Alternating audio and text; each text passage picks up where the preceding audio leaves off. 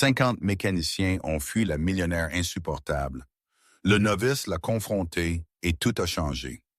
Quand la Maserati Quattroporte, couleur perle, s'est arrêtée pour la 4e fois en 2 mois devant le quartier des mécaniciens à Roma Norte, tous les mécaniciens expérimentés connaissaient déjà le schéma.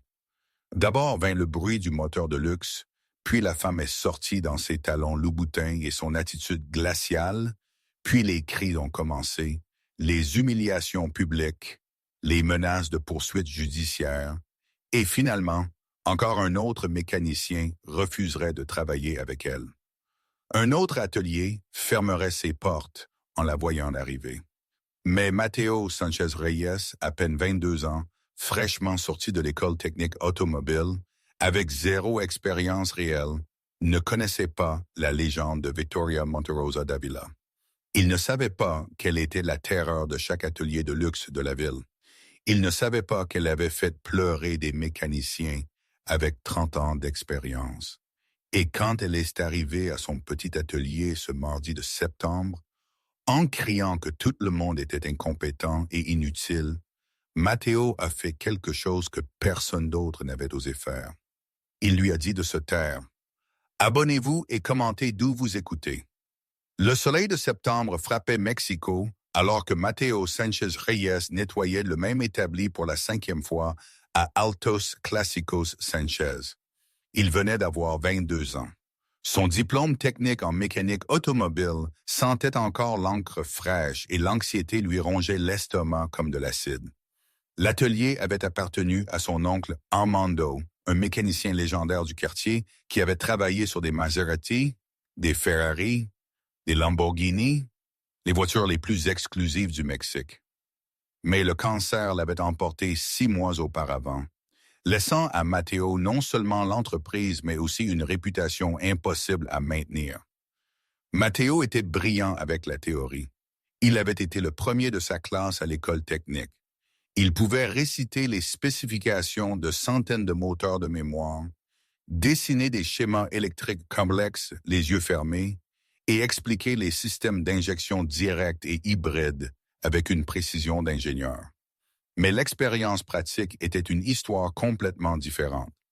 En 6 mois à diriger l'atelier, il avait perdu 70% des clients automobiles de son oncle. Non pas parce qu'il faisait du mauvais travail. Sa technique était impeccable. Le problème était sa jeunesse, son inexpérience visible. Son manque de cette confiance tranquille qui ne vient que de 2 décennies de travail sous des capots ouverts.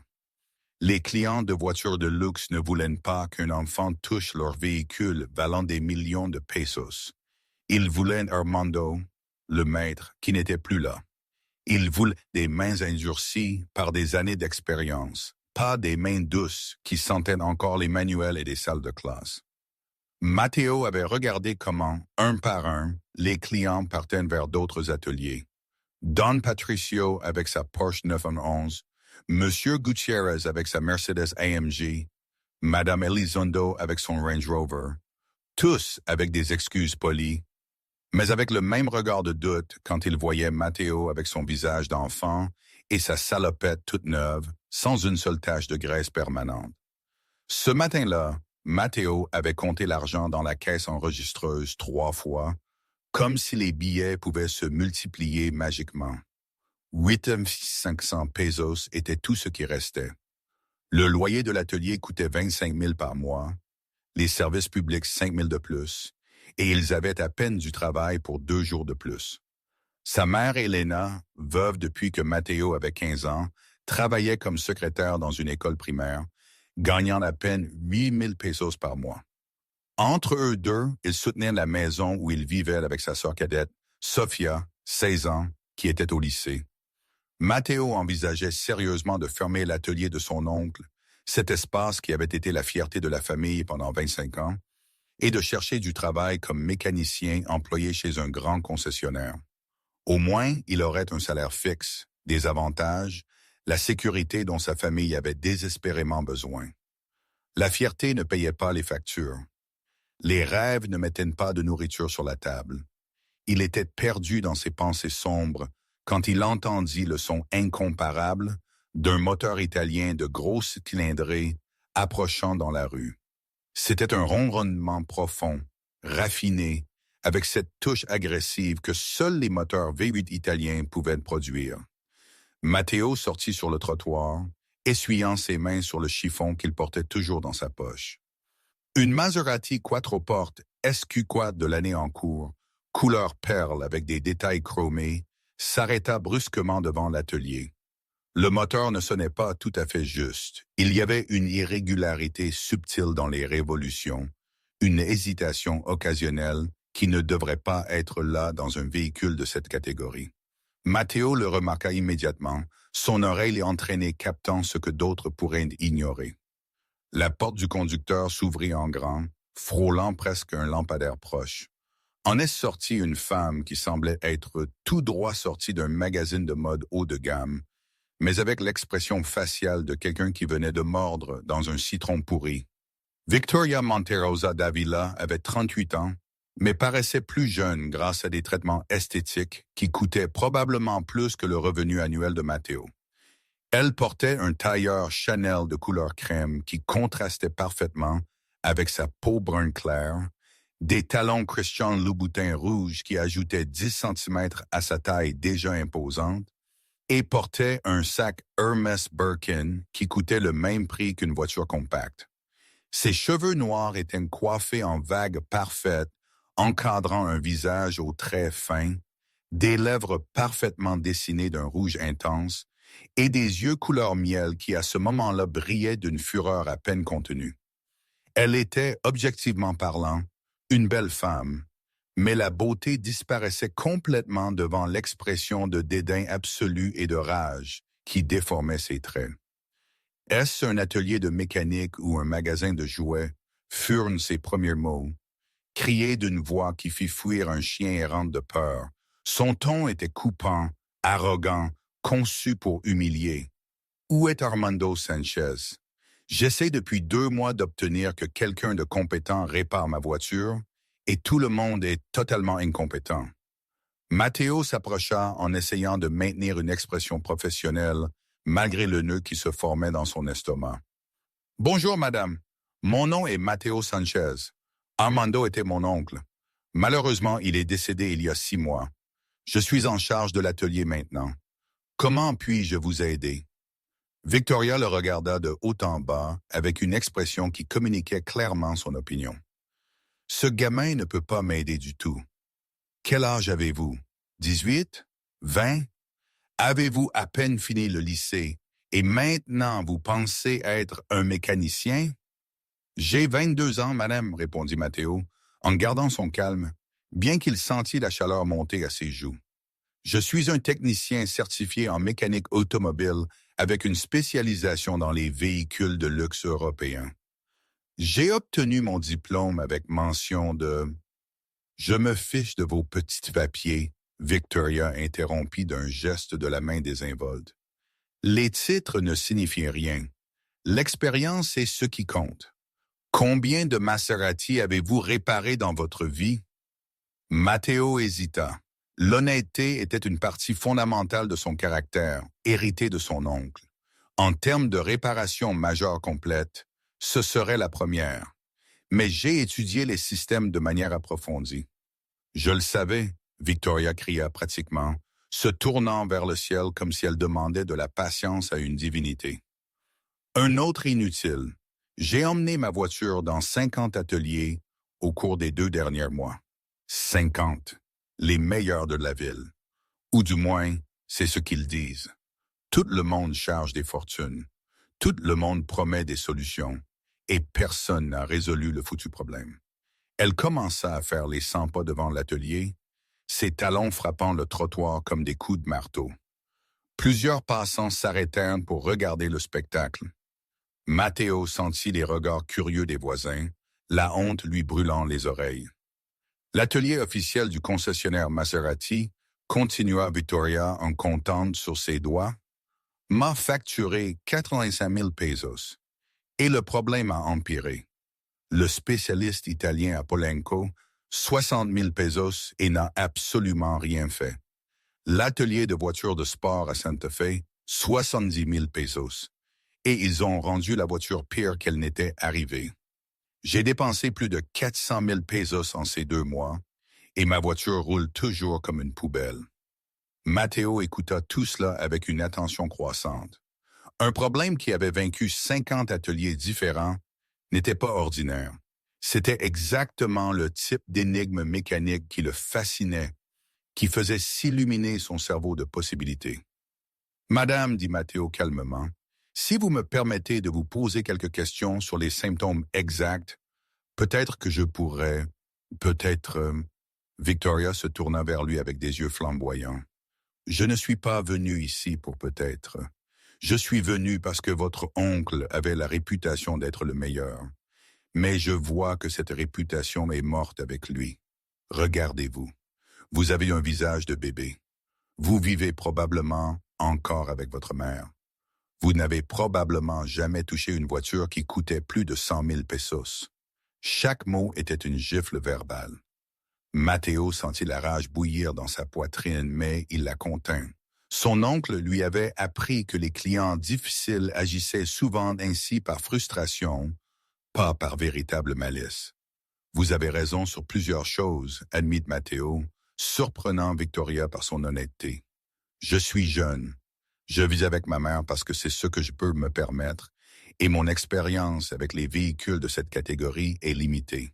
Mais ce que j'ai, c'est des connaissances techniques à jour, une passion pour résoudre les problèmes impossibles, et l'héritage de mon oncle, qui m'a tout appris ce qu'il savait avant de mourir. » Victoria le regarda avec quelque chose qui aurait pu être de la surprise, mais cela disparut rapidement.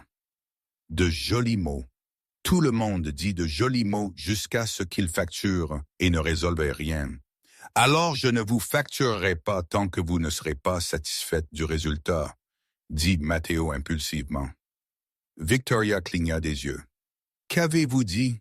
J'ai dit que je ne vous facturerai pas tant que vous ne serez pas complètement satisfaite de la réparation. Si je réussis à résoudre le problème, vous payez. Sinon, vous ne payez rien. Pas même le diagnostic. C'était de la folie. Matteo le savait. Il pariait du temps, des ressources, et aurait le peu de capital qu'il lui restait sur une affaire qui avait vaincu les meilleurs mécaniciens de la ville. Mais quelque chose dans le désespoir de cette femme, cachée sous des couches d'arrogance et de fureur, lui disait qu'elle avait besoin d'une aide authentique. Et de plus, il avait désespérément besoin de ce travail. Victoria l'étudia avec des yeux plissés. « Pourquoi feriez-vous une chose pareille? Quel est le piège? » « Il n'y a pas de piège, madame. J'ai besoin du travail. J'ai besoin de prouver que je peux maintenir vivant l'héritage de mon oncle. Et vous avez besoin de quelqu'un pour réparer votre voiture. C'est une situation gagnant-gagnant si je réussis. » Victoria resta silencieuse pendant plusieurs secondes qui semblèrent des éternités. Finalement, elle soupira, un son chargé d'épuisement et de résignation. « D'accord, vous avez 1 semaine. Si en 7 jours vous n'avez pas résolu le problème, vous me rendez la voiture et je cherche le mécanicien numéro 51. Mais je vous préviens, gamine, je suis avocate d'affaires. Ma spécialité est de détruire les gens au tribunal.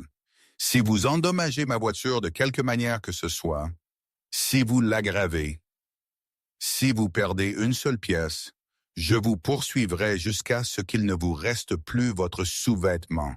Compris? » Matteo déglutit difficilement. « Parfaitement compris, madame. » « Et autre chose, ajouta Victoria, sortant un téléphone de son sac. « Je viendrai chaque jour vérifier les progrès à 18h18 précises et je veux des rapports détaillés de ce que vous faites. Pas d'excuses vagues ou de termes techniques pour me confondre. Je suis avocate, mais j'en sais assez sur les voitures pour détecter quand quelqu'un me ment. Ça semble juste. » Victoria lui tendit les clés d'un mouvement brusque. Les clés, la télécommande du système de sécurité, et voici la liste de tout ce que les 50 autres imbéciles ont dit qui n'allait pas. Elle sortit un dossier épais de la voiture, 5 diagnostics différents, 50 théories, 50 échecs. Voyons si vous êtes le génie numéro 51 ou l'échec numéro 50. Matteo prit le dossier avec révérence. Il était lourd, plein de factures, de rapports de diagnostic, de fiches de service. Ce serait sa carte et aussi son avertissement de tous les chemins qui avaient déjà été explorés sans succès. Une dernière chose, dit Victoria, marchant déjà vers la rue pour élaire un taxi. Ne m'appelez pas madame, ça me fait me sentir vieille. Mon nom est Victoria. Et avec cela, elle partit en taxi, laissant Matteo seul avec la Maserati argentée brillant sous le soleil comme un défi impossible. Quand Victoria partit, Matteo se tint devant la Maserati pendant de longues minutes, l'observant simplement. C'était une belle machine, des lignes élégantes, des proportions parfaites, chaque détail conçu avec l'obsession italienne pour la beauté et la performance. Mais sous cette beauté gisait un problème qui avait frustré des dizaines de professionnels expérimentés. Matteo ouvrit le dossier que Victoria lui avait donné et commença à lire. Son cœur se serra à chaque page. Les diagnostics étaient contradictoires et variés. Atelier officiel Maserati, défaut dans le système d'injection directe. Injecteur complet remplacé, 45 000 pesos. Le problème a persisté. Spécialiste italien à Polanco. Problème dans l'unité de commande moteur. Calculateur reprogrammé, 60 000 pesos. Aucun changement. Atelier de voitures de sport. Pompe à carburant défectueuse. Pompe remplacée, 70 000 pesos. Le problème a continué. Électricien automobile. Court-circuit dans le faisceau de câbles. Câblage complet vérifié. 45 000 pesos. Rien de résolu. Mécanicien turbo. Turbo compresseur fuyant. Turbo remplacé, 95 000 pesos. Même problème. La liste continuait. Capteur d'oxygène, soupape d'admission, système d'échappement, transmission, embrayage, transmission, module de commande. Chaque mécanicien avait trouvé quelque chose de différent. Chacun avait facturé une fortune. Aucun n'avait résolu le vrai problème. Matteo sentit le poids du doute. Qu'est-ce qui le faisait penser que lui, à 22 ans, et avec zéro expérience réelle sur les Maserati, pourrait résoudre quelque chose qui avait vaincu des mécaniciens avec des décennies d'expérience et des ressources qu'il n'avait pas? Mais alors il se souvint de quelque chose que son oncle Armando lui avait dit une semaine avant de mourir, quand il était déjà à l'hôpital connecté à des machines. Matteo était allé le visiter après les cours, le trouvant faible, mais avec les yeux toujours brillants. Matteo, mon fils, son oncle avait dit d'une voix rauque, « Quand je serai parti, cet atelier sera à toi. Je sais que tu as peur, je sais que tu penses que tu n'es pas prêt. Mais laisse-moi te dire quelque chose que j'ai appris en 30 ans sous des capots ouverts. Les meilleurs mécaniciens ne sont pas ceux qui ont le plus d'expérience. Ce sont ceux qui ont la faim de résoudre l'impossible. Ceux qui n'abandonnent pas quand le manuel dit qu'il n'y a pas de solution. Ceux qui écoutent ce que le moteur essaye de leur dire. » Armando avait pris la main de Matteo avec une force surprenante pour quelqu'un de si malade. « Tu as cette faim, neveu. Je le vois dans tes yeux quand tu étudies un problème. Ne laisse personne te dire que tu es trop jeune ou trop inexpérimenté. La passion et l'intelligence peuvent battre l'expérience quand elles sont appliquées correctement. » Se souvenant de ces mots, Matteo sentit une détermination renouvelée. Il ouvrit le capot de la Maserati et commença son enquête. La première chose qu'il fit fut d'observer simplement. Il ne toucha à rien pendant les 30 premières minutes. Il regarda juste le moteur V8 B-Turbo de 3,2 litres. C'était une œuvre d'art mécanique. Chaque composant parfaitement placé. Chaque conduite de carburant et câble électrique et acheminé avec une précision millimétrique. Mais Matteo remarqua quelque chose immédiatement. Il y avait trop de nouvelles pièces. Les injecteurs brillaient avec cette finition sortie d'usine. Le turbocompresseur n'avait pas une égratignure. La pompe à carburant était évidemment neuve. Câble remplacé, nouveau capteur partout. Ce moteur avait été pratiquement reconstruit au cours des 2 derniers mois. Cela donna à Matteo sa première indice crucial. Si tant de pièces avaient été remplacées et que le problème persistait, alors le problème n'était pas une pièce défectueuse individuelle. C'était quelque chose de plus fondamental, quelque chose dans le système, dans l'interaction entre les composants, dans la logique du moteur lui-même. Matteo passa le reste de la journée à étudier. Il ne retira pas une seule pièce. Il lut juste les codes d'erreur avec son scanner basique, vérifia les pressions de carburant, vérifia les signaux électriques, écouta le moteur tourner. Il prit des notes méticuleuses dans un cahier, dessinant des diagrammes, écrivant des observations. À 18 heures précises, comme promis, Victoria arriva. Cette fois en Uber. Elle était habillée différemment. Des vêtements plus décontractés, un jean de créateur et un chemisier en soie. Mais son expression était tout aussi sévère. « Eh bien, demanda-t-elle sans saluer, avez-vous trouvé le problème magique que 50 mécaniciens n'ont pas pu trouver? » « Pas encore, admit Matteo honnêtement. Mais j'ai une théorie qui se développe. Une théorie. Victoria cracha pratiquement le mot. Les théories me sont inutiles. J'ai besoin de solutions. Les solutions viennent après les théories correctes. Matteo répondit, en gardant son calme. Tous les mécaniciens précédents ont sauté directement au remplacement de pièces sans vraiment comprendre le problème. C'est pourquoi vous avez dépensé 400 000 pesos sans résultat. Victoria le regarda avec fureur, mais il y avait autre chose dans ses yeux. Curiosité. Expliquez votre théorie alors. Matteo la guida vers le moteur ouvert. Regardez toutes ces nouvelles pièces. Injecteur, turbo, pompe, capteur. Tout a été remplacé, mais le problème continue. Cela me dit que le problème n'est pas mécanique. C'est électronique ou de programmation.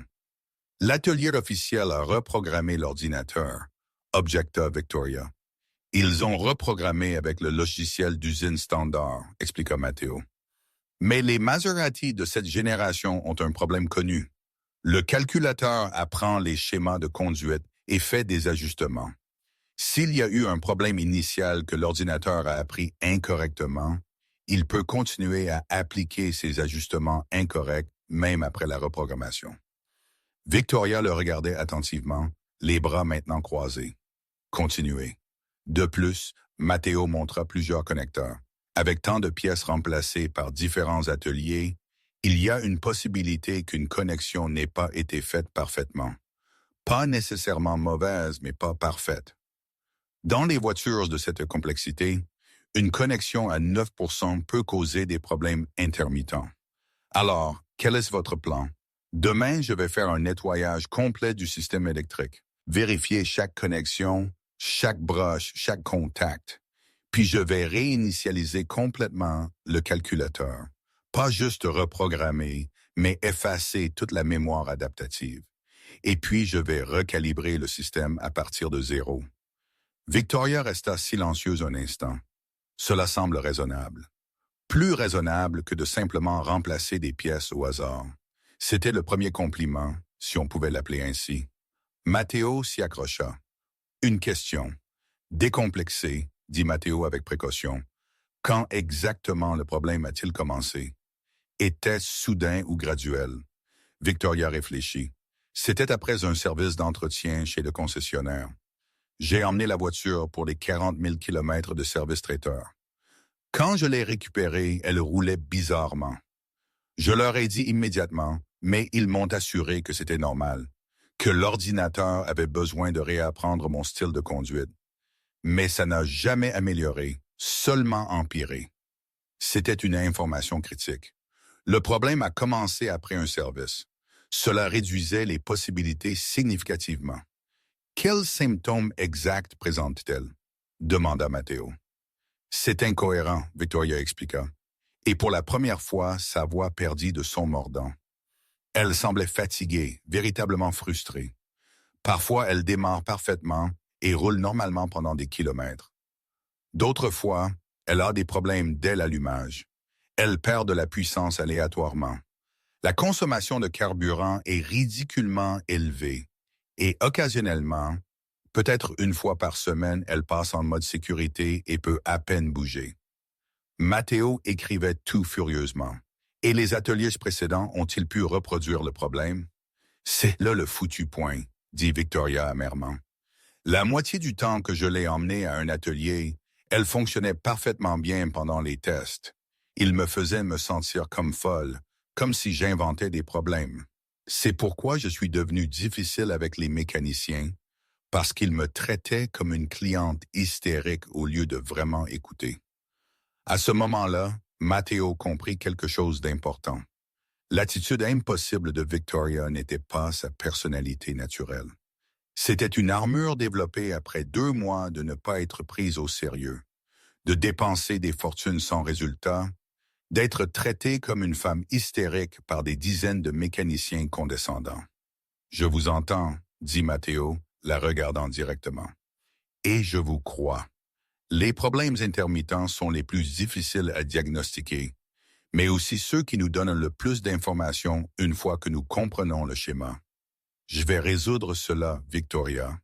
Je ne sais pas combien de temps cela me prendra, mais je vais le résoudre. » Victoria le regarda un long moment. « Vous feriez mieux, gamine, parce que je suis sur le point de mettre le feu à cette foutue voiture et de collecter l'assurance. » Mais quand elle partit, Matteo remarqua que son expression était légèrement moins hostile que le matin. Le deuxième jour commença tôt. Matteo était à l'atelier dès 6 heures du matin, travaillant méthodiquement. Il déconnecta chaque connecteur électrique dans le compartiment moteur un par un. Il nettoya chaque broche avec un nettoyant spécialisé pour contact électrique. Il vérifia chaque câble avec un multimètre, cherchant une résistance anormale. C'était un travail fastidieux, lent mais nécessaire. À 10 heures du matin, Victoria apparut sans avertissement. Matteo était sous la voiture vérifiant les capteurs sur le réservoir de carburant quand il entendit ses talons sur le sol en béton. « Il est 10 heures, » dit Victoria. « Pourquoi ne m'avez-vous pas averti que vous alliez commencer tôt? » Matteo sortit de sous la voiture, essuyant la graisse de ses mains. « Bonjour, Victoria. J'ai commencé tôt parce que je veux maximiser. » « Je ne suis pas intéressé par votre explication, » Victoria interrompit. « Je vous ai dit que je voulais des rapports. Je veux savoir exactement ce que vous faites à tout moment. » « Je comprends, mais vous vous plaignez. » La voix de Victoria monta en volume. « Est-ce que je demande trop? Parce que je peux prendre ma voiture toute de suite si c'est trop de pression pour vous. » Quelque chose à l'intérieur de Matteo cassa. Il avait passé la nuit pratiquement éveillé, étudiant les manuels techniques des quattroportes, regardant des vidéos de formation, se préparant du mieux qu'il pouvait. Il était arrivé à l'atelier à 6 heures du matin, sans petit déjeuner, travaillant avec une intensité absolue. Et maintenant cette femme arrivait en criant parce qu'il ne l'avait pas appelé pour lui signaler qu'il avait commencé à travailler. « Avec tout le respect que je vous dois, Victoria, » dit Matteo, se redressant complètement, sa voix ferme mais contrôlée. « Taisez-vous. » Le silence qui suivit fut si profond qu'on pouvait entendre le bourdonnement du réfrigérateur dans le bureau de l'atelier. Victoria le regarda avec de grands yeux, sa bouche légèrement ouverte dans un choc absolu. Clairement personne, absolument personne, ne lui avait dit de se taire depuis des années, probablement des décennies. « Quoi? Qu'avez-vous dit? »« J'ai dit taisez-vous, » Matteo répéta. Et maintenant qu'il avait franchi cette ligne, il continua. « Je travaille sur votre voiture. Je donne mon meilleur effort. Je suis arrivé à 6 heures du matin sans que vous me le demandiez parce que je veux résoudre ce problème. Mais je ne vais pas travailler sous un abus constant. » « Abus? » Victoria retrouva sa voix et elle était chargée d'indignation. « Osez-vous? »« Oui, abus, » Matteo interrompit. C'était comme si quelque chose s'était débouché en lui. « Vous arrivez en criant, vous m'insultez, m'appelant gamin, vous me menacez constamment de poursuites judiciaires et vous traitez chaque interaction comme si j'étais votre ennemi au lieu de quelqu'un qui essaie de vous aider. » Victoria ouvrit la bouche pour répondre, mais Matteo n'avait pas fini. Les mots sortaient maintenant comme l'eau d'un barrage cassé. « Je comprends votre frustration. Je la comprends vraiment. Vous avez dépensé une fortune, vous avez perdu du temps et 50 mécaniciens vous ont déçu. Vous avez tout à fait le droit d'être en colère. Mais je ne suis pas que 50 mécaniciens. Je ne vous ai pas facturé un peso. Je ne vous ai pas menti. Je ne vous ai pas encore déçu. Et je ne mérite pas d'être traité comme une poubelle chaque fois que vous franchissez cette porte. Matteo prit une profonde inspiration, essayant de contrôler le tremblement dans sa voix. Mon oncle Armando m'a appris que les clients méritent le respect, mais il m'a aussi appris que le respect est une voie à double sens. Si vous voulez que je fasse mon meilleur travail, si vous voulez que je résolve vraiment ce problème, alors vous devez arrêter de saboter le processus avec une hostilité constante. Victoria resta immobile, le fixant. Son visage passa par plusieurs expressions en quelques secondes. Choc, colère, incrédulité. Mais ensuite, étonnamment, quelque chose dans ses yeux changea. Le feu brûlant s'adoucit légèrement. « Finissez votre phrase » dit Victoria d'une voix contrôlée, mais ne criant plus. « Vous avez dit avec tout le respect que je vous dois avant de me dire de me taire. C'est une contradiction. Vous avez raison, admit Matteo, son cœur battant toujours comme un tambour de guerre. C'était irrespectueux. Je m'excuse pour la manière, mais le message reste valide. J'ai besoin que vous me fassiez suffisamment confiance pour me laisser travailler, ou j'ai besoin que vous emmeniez votre voiture ailleurs. C'était un ultimatum. Matteo ne pouvait pas croire que ces mots étaient sortis de sa bouche. Il pariait tout. Le travail dont il avait désespérément besoin, la chance de prouver sa valeur, tout en ce moment de confrontation. Victoria l'étudia en silence pendant ce qui sembla une éternité. Puis, à la surprise absolue de Matteo, elle s'assit sur la vieille chaise en plastique dans le coin de l'atelier, ôta ses lunettes de soleil et se frotta les yeux avec lassitude. « Vous avez raison », dit Victoria d'une voix basse, si différente de ses cris habituels que Matteo crut avoir mal entendu. « J'ai été horrible avec vous. J'ai été horrible avec tout le monde. » Matteo ne savait pas quoi dire. Il resta là, les mains encore sales de graisse, regardant cette femme qui semblait soudain beaucoup moins intimidante. « Savez-vous combien de fois on m'a dit que j'étais hystérique en ces 2 mois? » Victoria continua, regardant le sol. « Combien de fois on m'a parlé avec condescendance, comme si, parce que je suis une femme, je ne pouvais pas comprendre ce qui n'allait pas avec ma propre voiture. Combien de mécaniciens m'ont souri avec ce sourire paternaliste et ont dit « Ne vous inquiétez pas, madame, nous nous en occuperons », avant de me facturer une fortune et de ne rien résoudre. Elle leva les yeux vers Matteo. L'atelier officiel m'a dit que le problème était ma conduite féminine agressive. Le spécialiste italien a insinué que peut-être j'imaginais les symptômes à cause du stress féminin. 3 ateliers différents ont suggéré que peut-être je devrais laisser mon mari ou mon petit ami apporter la voiture parce que les femmes se confondent avec ces problèmes techniques. Matteo sentit une vague de compréhension. C'est complètement inacceptable. Oui, ça l'est, acquiesça Victoria. Et à un certain point, je pense que j'ai développé cette armure, cette attitude de « je les attaque avant qu'ils ne m'attaquent ». J'arrive en criant parce que je suis fatigué de ne pas être prise au sérieux. Je menace de poursuites judiciaires parce que c'est la seule langue que certains hommes comprennent quand cela vient d'une femme. Elle se leva, redressant sa posture. « Mais vous avez raison. Je sabote mes propres chances d'obtenir une vraie aide. Et vous, » elle marqua une pause, « vous êtes le premier mécanicien en 2 mois qui m'a confronté directement au lieu de juste sourire et hocher la tête en planifiant d'arnaquer la cliente difficile. » Victoria tendit sa main. « Recommençons. Je suis Victoria Montarossa. Je suis avocate d'affaires. Je travaille 60 heures par semaine. Et cette Maserati est mon seul luxe, ma seule évasion. Quand je conduis cette voiture pendant 30 minutes, je peux oublier le stress, les poursuites judiciaires, tout. C'est pourquoi la réparer compte tant pour moi. Ce n'est pas juste une voiture pour moi. » Matteo prit sa main, remarquant pour la première fois que malgré son apparence impeccable, ses doigts étaient froids et sa poignée était celle de quelqu'un de véritablement épuisé. Matteo Sanchez, 22 ans. Je gère l'atelier de mon oncle depuis qu'il est mort il y a 6 mois. Je suis terrifié de ne pas pouvoir maintenir son héritage. C'est pourquoi votre voiture est si importante pour moi aussi. Si je la répare, j'éprouve que je mérite d'être ici. Si j'échoue, il laissa la phrase inachevée. Vous n'allez pas échouer, dit Victoria. Et pour la première fois, elle sourit. C'était un petit sourire, fatigué, mais authentique. Savez-vous pourquoi? Parce que vous êtes le premier qui enquête vraiment, au lieu de juste deviner et remplacer des pièces. Elle s'assied à nouveau, cette fois avec une posture plus détendue. Expliquez-moi ce que vous avez trouvé jusqu'à présent, tout sans simplifier. Je suis avocate, mais j'ai étudié l'ingénierie avant de changer de carrière.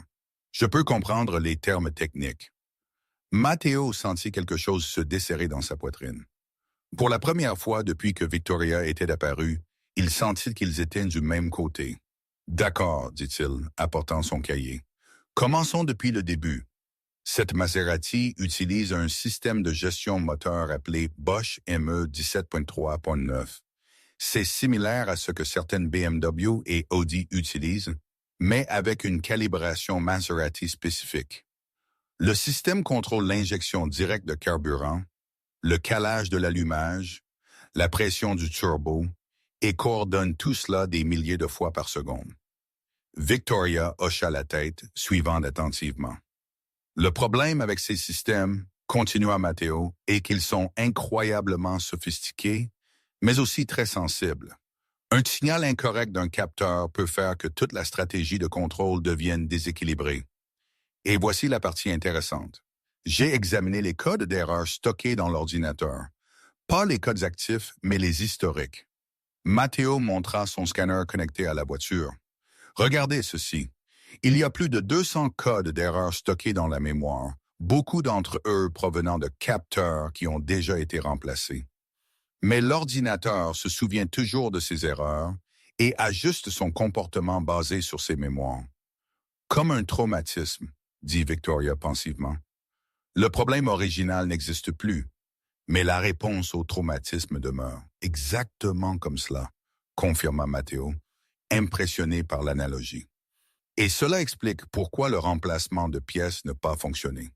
Les nouvelles pièces sont bien, mais l'ordinateur continue de fonctionner comme s'il avait encore les pièces défectueuses. Alors, que devez-vous faire? Je dois faire une réinitialisation profonde du système. Pas juste effacer les codes, mais réinitialiser complètement la mémoire adaptative. Ensuite, je dois tout recalibrer à partir de zéro comme si la voiture venait de quitter l'usine. Et enfin, je dois faire ce qui s'appelle un cycle d'apprentissage de conduite. Qu'est-ce que c'est? En gros, je dois conduire la voiture d'une manière très spécifique pendant environ 50 km. Accélération douce, vitesses différentes, charge moteur différente. Cela permet à l'ordinateur d'apprendre le comportement correct de tous les nouveaux systèmes. Victoria fronça les sourcils. Aucun des 50 ateliers précédents n'a fait cela. Je sais, parce que c'est chronophage et techniquement complexe. C'est plus facile de juste remplacer des pièces et de facturer. Quand pouvez-vous commencer? Déjà commencé, dit Matteo.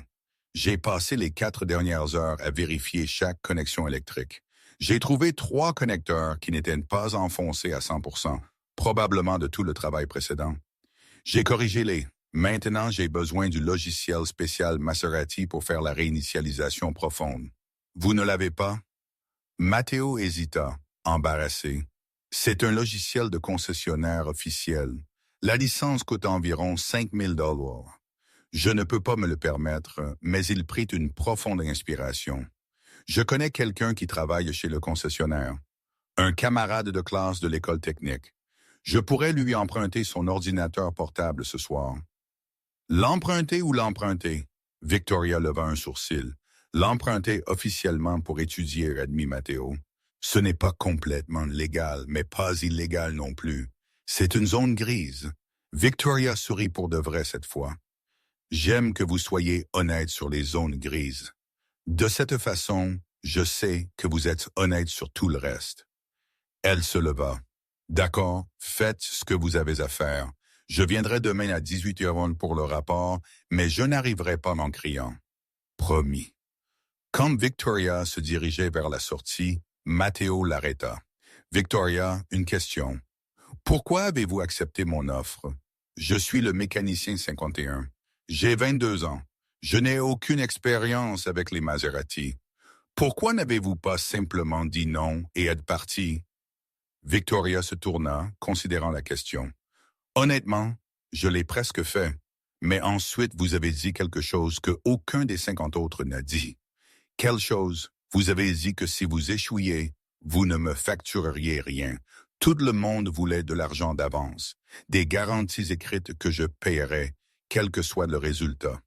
Vous avez mis votre risque sur la table au lieu de juste le mien. Cela m'a dit que vous croyez vraiment pouvoir le faire, ou que vous étiez stupidement honnête. Dans tous les cas, cela semblait valoir la peine d'essayer. Victoria fit une pause à la porte.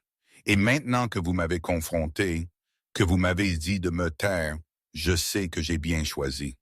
Parce que quelqu'un avec le courage de confronter une avocate d'affaires en colère et quelqu'un avec le courage de résoudre un problème impossible.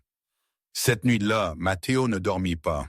À 22, il est allé rencontrer son ami Gerardo, qui travaillait le quart de nuit chez le concessionnaire Maserati. Gerardo lui a prêté l'ordinateur portable avec le logiciel officiel, lui faisant promettre de le rendre avant 6 heures du matin. Matteo travailla toute la nuit, connecta l'ordinateur portable à la Maserati et commença le processus de réinitialisation profonde. Il effaça plus de 200 cas d'erreurs historiques, réinitialisa les adaptations du calculateur, du module de transmission, du contrôle turbo. Chaque système devait être réinitialisé individuellement, vérifié, puis recalibré. À 4 heures du matin, le travail logiciel était terminé. À 5 heures du matin, Matteo rendit l'ordinateur portable à Gerardo avec un câlin de gratitude et une promesse de lui offrir des tacos quand ce serait fini. À 6 heures du matin, épuisé mais plein d'espoir, Matteo démarra la Maserati. Le moteur démarra avec un rugissement parfait, doux, puissant, sans hésitation. Matteo la laissa chauffer pendant 10 minutes, surveillant chaque capteur, chaque lecture. Tout affichait vert, tout parfait. Mais il savait que ce n'était que le début. Le vrai test viendrait quand il la conduirait, quand il la soumettrait à de vraies conditions de rue, où les problèmes apparaissaient toujours. À 7 heures du matin, Matteo commença le cycle d'apprentissage. Il conduisit la Maserati prudemment à travers les rues encore calmes de la ville. Il suivit le protocole exact. 5 minutes au rentier, 10 minutes de conduite douce sous 50 km. Accélération graduelle jusqu'à 80 km large. Vitesse constante maintenue, décélération douce. La voiture répondit parfaitement, comme elle devrait répondre, comme une Maserati valant des millions de pesos devrait se sentir. Après 50 km de conduite, Matteo retourna à l'atelier avec son cœur dans la gorge. Avait-il fonctionné? Ou était-ce juste un autre faux positif, comme ceux que Victoria avait expérimentés 50 fois auparavant? Pendant le reste de la journée, Matteo démarra et éteignit la voiture 20 fois. Il la laissa chauffer complètement, puis la laissa refroidir, l'accéléra fort, puis doucement, testa chaque scénario auquel il pouvait penser. La Maserati fonctionna parfaitement, chaque fois sans échec. À 18 heures, Victoria arriva ponctuellement. Cette fois, elle ne vint pas en mode bataille. Elle portait des vêtements de travail, venant évidemment directement de son bureau. Mais son expression était neutre, expectante. Alors, demanda-t-elle avec une nervosité, à peine cachée dans sa voix. Je pense que je l'ai résolu, dit Matteo, n'osant presque pas y croire lui-même. Mais vous devez la tester. Le vrai examen est comment elle se comporte avec vous conduisant sur votre itinéraire habituel. Victoria prit les clés avec des mains qui tremblaient légèrement. Elle monta dans le barm, mais je barm la démarrai, et Matteo vit son expression changer immédiatement. Ça sonne différent, dit Victoria avec étonnement. Ça sonne comme ça sonnait quand elle était neuve. Conduisez un peu, suggéra Matteo. J'irai avec vous, si ça ne vous dérange pas. J'ai besoin de surveiller les données en temps réel. Victoria hocha la tête. Matteo monta sur le siège passager avec son ordinateur portable connecté à un adaptateur OBD2 Bluetooth. Victoria conduisit à travers la ville pendant 30 minutes, accéléra sur le périphérique, s'arrêta et démarra dans le trafic. Elle monta une pente raide, tout ce qui déclenchait normalement les problèmes. La Maserati répondit parfaitement, sans hésitation, sans perte de puissance, sans passer en mode sécurité. Les données que Matteo surveillait montraient tous les systèmes fonctionnant dans des paramètres parfaits. Quand ils retournèrent à l'atelier, Victoria avait les larmes aux yeux. « Ça marche », murmura-t-elle. « Ça marche vraiment comme neuf, mieux que neuf. » Elle se tourna vers Matteo avec une expression qui mêlait gratitude, soulagement et autre chose. « Vous l'avez fait. Le mécanicien 51 l'a fait. » Matteo sentit une vague d'émotion qui l'a presque submergé. Vous devez la tester pendant une semaine complète avant d'être sûr. Les problèmes intermittents peuvent... Je sais, interrompit Victoria, mais je peux le sentir. C'est différent de toutes les autres fois. Les autres ateliers ont fait des ajustements superficiels. Vous êtes allé à la racine du problème. Victoria sortit son chéquier. Combien je vous dois? Matteo fit un calcul rapide. Le travail était d'environ 20 heures. Normalement, il facturerait 500 pesos par heure sur une voiture de cette catégorie. Ce serait 10 000 pesos, 100 pièces parce que je n'ai rien remplacé. Victoria le regarda comme s'il avait dit quelque chose de ridicule. Matteo, j'ai dépensé 400 000 pesos en 2 mois sans résultat. Vous avez résolu le problème en 3 jours. Je ne vais pas vous payer 10 000 pesos.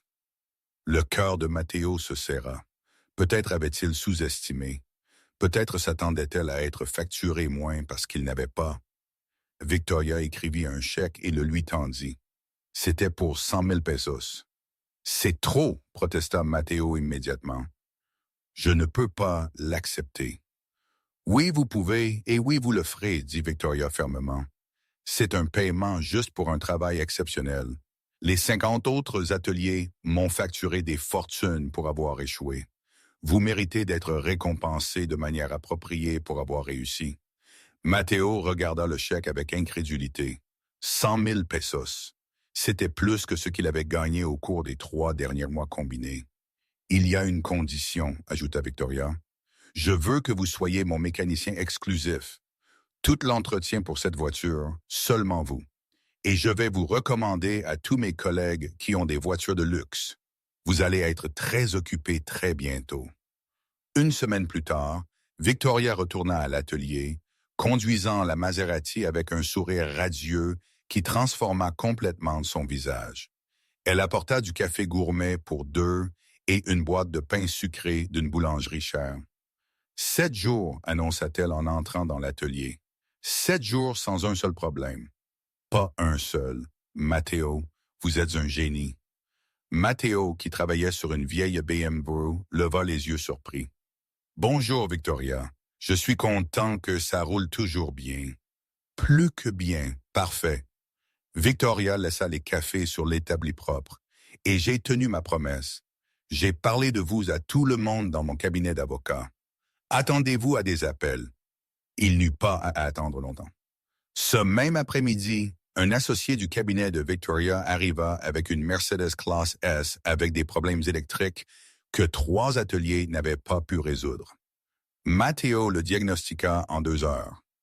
Un module de commande de porte défectueux, envoyant des signaux erronés à tout le réseau électrique. Réparation, 8 000 pesos. Client satisfait. Le lendemain, un juge ami de Victoria apporta sa Porsche Cayenne. Problème? Consommation excessive d'huile. Matteo découvrit que le système PCV était bouché, causant une pression excessive dans le carter. Réparation, 12 000 pesos. Un autre client satisfait.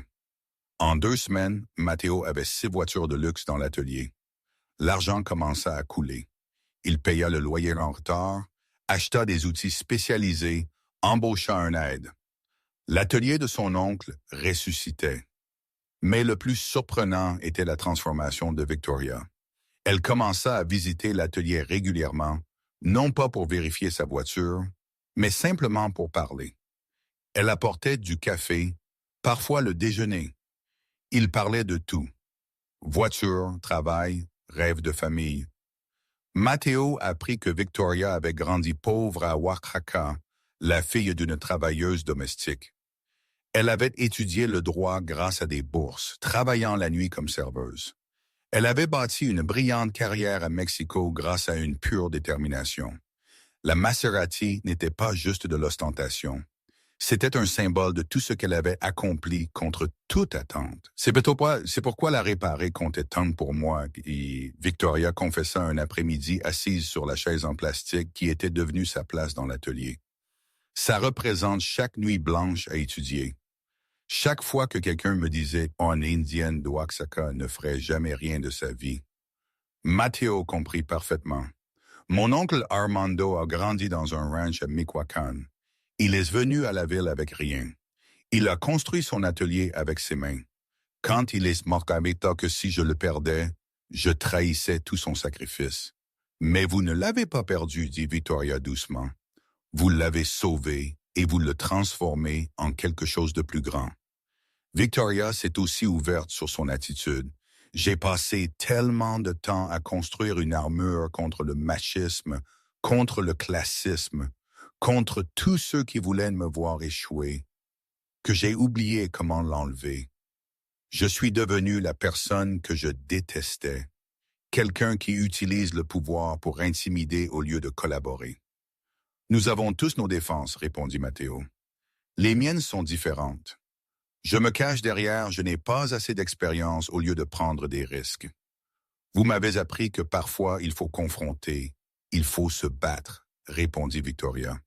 Et vous m'avez appris que la vulnérabilité n'est pas une faiblesse. Un mois après le jour où Victoria était arrivée en criant à l'atelier, Matteo reçut un appel qui le remplit de fierté. C'était le président de l'Association des ateliers spécialisés de voitures de luxe, l'invitant à rejoindre. À 22 ans, il serait le plus jeune membre de l'histoire de l'association. Victoria organisa une petite célébration à l'atelier. Elle invita tous les clients que Matteo avait aidés le mois dernier. Il y avait des tacos, du mariachi, des rires. Pour la première fois depuis la mort de son oncle, Matteo sentit que l'atelier était vraiment vivant. Pendant la fête, la mère de Matteo, Elena, s'approcha de Victoria.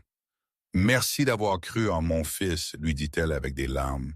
« J'étais si inquiète. Je pensais que nous allions perdre l'atelier, que Matteo allait abandonner. »« Votre fils est extraordinaire », répondit Victoria sincèrement. « Il a le savoir, mais plus important encore, il a quelque chose qui n'est enseigné dans aucune école, une intégrité authentique. Il m'a confronté quand personne d'autre n'osait. Il m'a traité comme un être humain au lieu d'une cliente impossible. C'est plus précieux que n'importe quelle certification. Tout allait parfaitement jusqu'à ce que Rodrigo Monterosa, le frère de Victoria, arrive. C'était un mardi après-midi. Matteo était seul dans l'atelier quand une Mercedes AMG noire se gara dehors. Un homme d'environ 40 ans, vêtu d'un costume cher et avec une attitude de supériorité, entra en regardant l'atelier avec dédain. « Vous êtes le gamin mécanicien dont ma sœur ne cesse de parler, dit-il sans se présenter. Je suis Matteo Sanchez. Comment puis-je vous aider?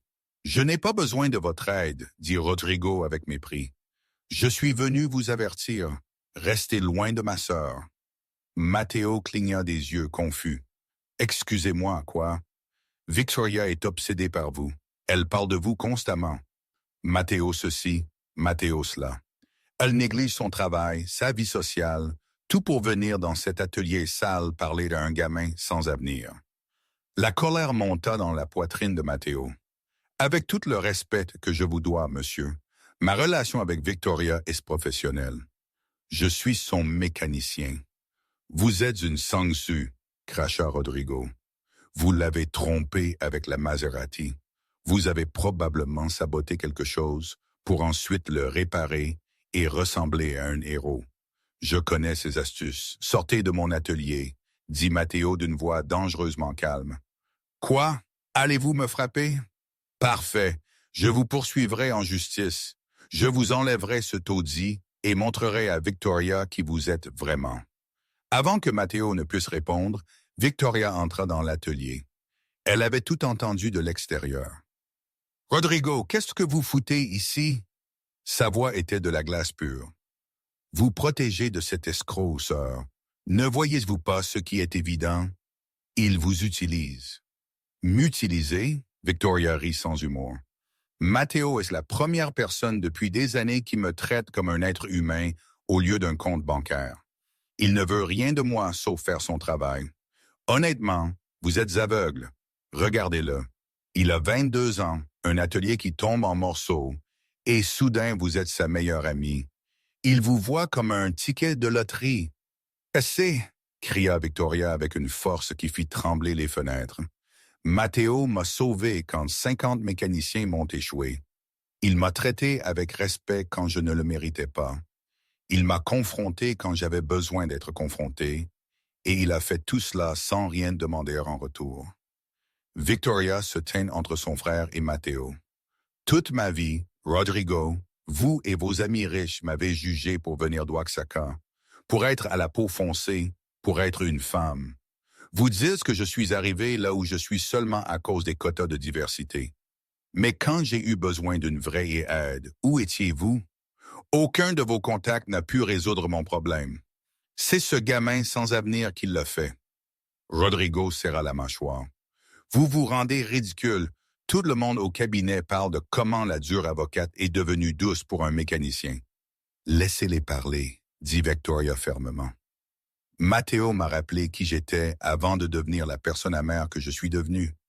Il m'a appris que le succès ne signifie pas marcher sur les autres, que la vraie force inclut d'admettre la vulnérabilité. » Victoria montra la porte. « Maintenant sortez et ne revenez pas avant de pouvoir respecter mes décisions et les gens que je valorise. » Rodrigo partit en fureur, mais la graine de poison resta plantée. Cette nuit-là, des rumeurs commencèrent à circuler dans le cercle social de Victoria. « Avez-vous entendu? Victoria sort avec son mécanicien. Il doit avoir 20 ans de moins. Il profite d'elle, évidemment. Quelle honte pour la famille Monterosa. » Les potins atteignirent les oreilles d'importants associés du cabinet d'avocats où Victoria travaillait. Ils commencèrent à remettre en question son jugement professionnel, une avocate s'impliquant de manière inappropriée avec le personnel de service. Ils murmurèrent que peut-être elle faisait une crise de la quarantaine, que peut-être elle avait besoin de congé. Une semaine plus tard, Victoria arriva à l'atelier en pleurant. Matteo ne l'avait jamais vue comme ça. Ils m'ont offert un congé volontaire, elle sanglota. Ils ont dit que j'agis bizarrement, que ma performance a chuté. C'est un mensonge, Matteo. Mon travail est excellent, mais les rumeurs, les implications. Matteo la serra dans ses bras, sentant l'impuissance et la rage. C'est ma faute. Rodrigo avait raison. Je suis un problème pour vous. Non, Bissam, Victoria se recula, essuyant ses larmes. N'osez pas penser cela. C'est exactement ce que j'ai toujours affronté. Les femmes qui réussissent ne peuvent pas avoir une vie personnelle sans être jugées. Si vous étiez un homme d'affaires riche, personne ne dirait rien, mais vous êtes un jeune mécanicien. Donc ça doit être inapproprié. Qu'allez-vous faire? Victoria redressa sa posture, la détermination revenant à ses yeux.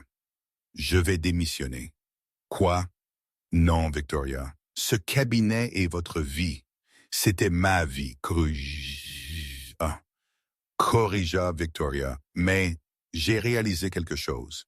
J'ai passé 15 ans à construire une carrière dans un cabinet qui ne m'a jamais vraiment valorisé.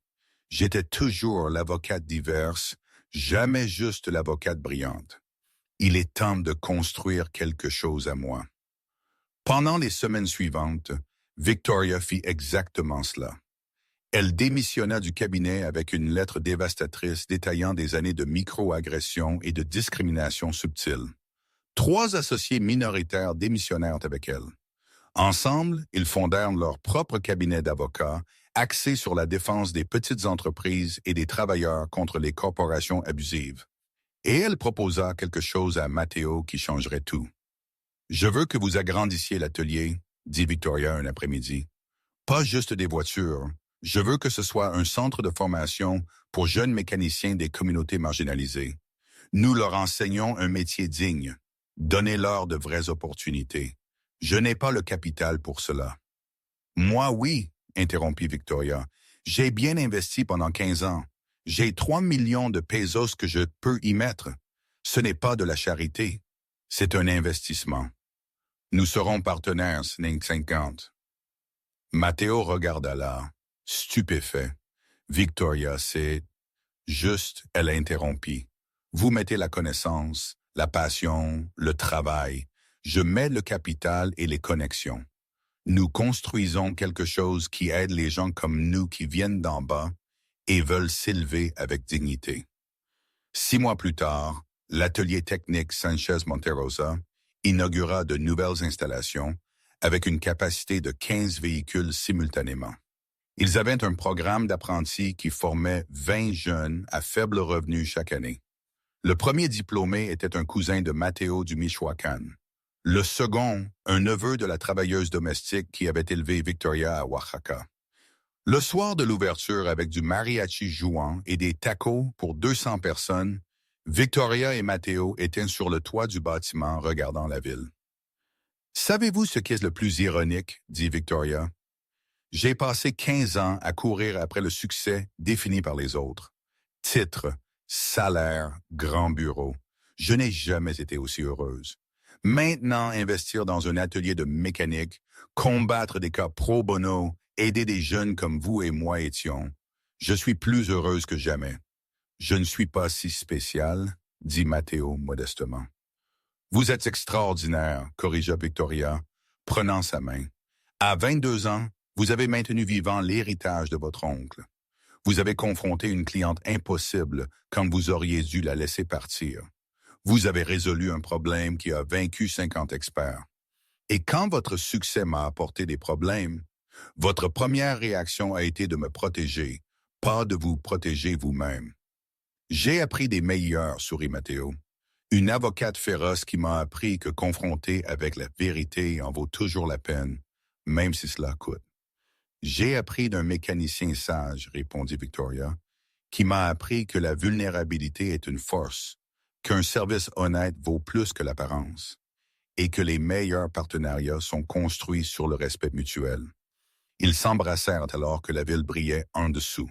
2 personnes de mondes différents qui se sont trouvées au moment parfait quand tous deux avaient besoin exactement de ce que l'autre pouvait donner. 5 ans plus tard, l'atelier Sanchez Monterrosa avait 3 succursales. Ils avaient formé 87 jeunes mécaniciens, 60% issus de communautés indigènes. Victoria dirigeait un programme juridique qui défendait gratuitement les petits ateliers contre les abus des entreprises. Et la Maserati Quattroporte couleur perle, la voiture qui a tout commencé, était exposée dans une zone spéciale de l'atelier principal avec une plaque qui disait « Quand 50 ont dit impossible, un a dit essayons ». Ici, tout a commencé. Parce que parfois, tout ce qu'il faut pour changer 2 vies complètement est un mécanicien novice avec plus de courage que d'expérience et une millionnaire insupportable qui avait juste besoin que quelqu'un la confronte avec vérité et respect. Le reste est juste l'histoire de 2 personnes qui ont trouvé l'une dans l'autre exactement ce dont elles avaient besoin. La chance d'être vues comme elles étaient vraiment, pas comme le monde les jugeait. Merci de nous avoir rejoints jusqu'à la fin. N'oubliez pas de vous abonner et de découvrir les autres histoires à l'écran.